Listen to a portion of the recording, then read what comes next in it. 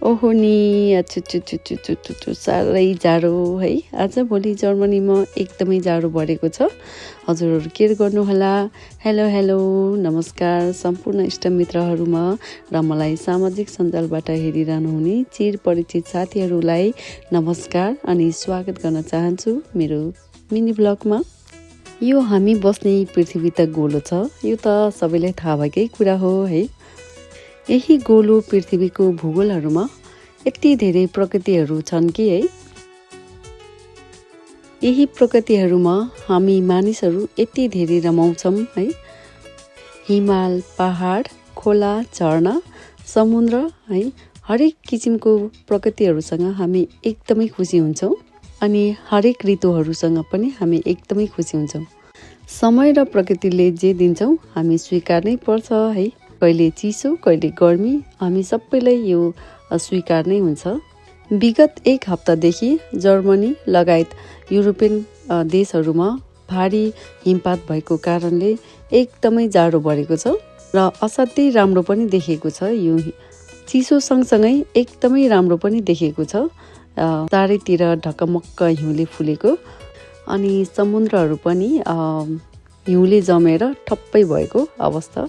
यो 1997-98 सालतिर जर्मनीको यो ह्याम्बुर्ग भन्ने सहरमा यसरी नै हिउँ परेर पुरै समुद्र जमेर समुद्रमाथि नै आइस स्केट गर्ने यो हाम्रो मेलाहरू लाग्ने यस्तो हुन्थ्यो होइन। अहिले ठ्याक्कै त्यस्तो हुन लागेको छ। हिजो अस्तिको भारी हिमपातपछि ह्याम्बुर्गमा -12देखि 15 देखाएको छ। त्यसैले एकदम चिसो सँगसँगै सबै पानीहरू पनि जमेको छ। ओएमजी यो चाहिँ ह्याम्बुर्गको राथ हाउस हो है। यहाँनिर पनि स्नोम्यान बनाएर आफ्नो कला प्रदर्शन गरेको छ है। चाहिँ एकदमै अर्कै वर्ल्डमा गयो जस्तो थुङ्का थुङ्का बनाएर राखेको रहेछ।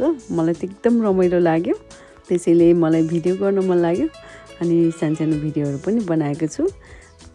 हामीले यहाँ बसेर यो हिउँको इन्जोय गऱ्यौँ होइन, अनुभव गऱ्यौँ चिसोको। तर पनि हाम्रो देशमा हाम्रो आफन्तहरूलाई यहाँ भइरहेको यो यस्तो वातावरणहरू देखाउन चाहे। हजुरहरूले पनि यो हेरेर इन्जोय गर्नुहोला। विशेष गरेर म यो भिडियो हजुरहरूको लागि बनाएको हो है। हिजो अस्ति भने यो हिउँले गर्दाखेरि यो सवारी साधनहरूमा एकदमै अवरोध भएको थियो। टाढा टाढा जाने ट्रेनहरू, यहीँ सहरभित्र चल्ने ट्रेन बसहरू एकदम अवरुद्ध भएको थियो। कुनै समयमा पनि नआउने, कुनै एकदम काममा पुग्नु पर्यो भने पनि एकदमै गाह्रो अवस्था थियो। तर आजबाट सायद हल्का टाइममै चलेको छ।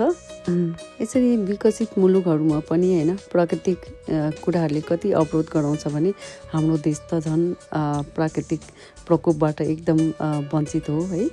ल हजुरहरूको दिन शुभ रहोस् भन्दै आजको मेरो ब्लग